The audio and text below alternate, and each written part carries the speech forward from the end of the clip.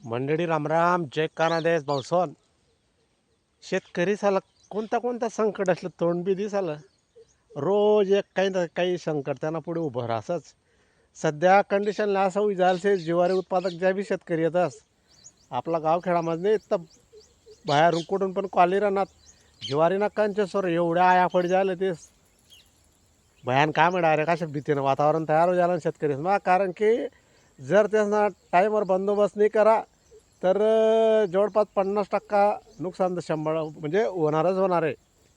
कारण की एक एक कणीसवर 4-4 5-5 आया येतेस आणि खाल्या देखता तुम्ही खाल्या जमीनवर तर असं एकदम धवेसाप असं विचारले.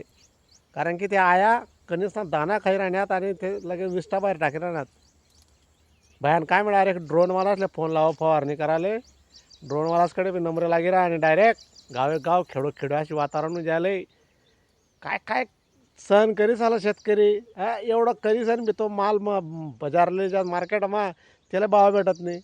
करो तर काय करो झालं शेतकरीने एक मोठा प्रश्न पड जायले. आणि आजपर्यंत कधी देखील नव्हतं ज्वारीवर एवढा आया राहतेच कंचेसवर यंदा प्रथमच देखायला भेटणार ना. दुसरी गोष्ट अशी आहे लोक पहिले ज्वारीवर चिड्या उडा आहेत परंतु आजची कंडिशन असं आहे विनंत्या करा ना की चिड्या या ना आमनं ज्वारीवर बसा. कारण की चिड्या जर उन्हात तर ते आया खातीन दानाने खावा अवघड आहे डायरेक्ट.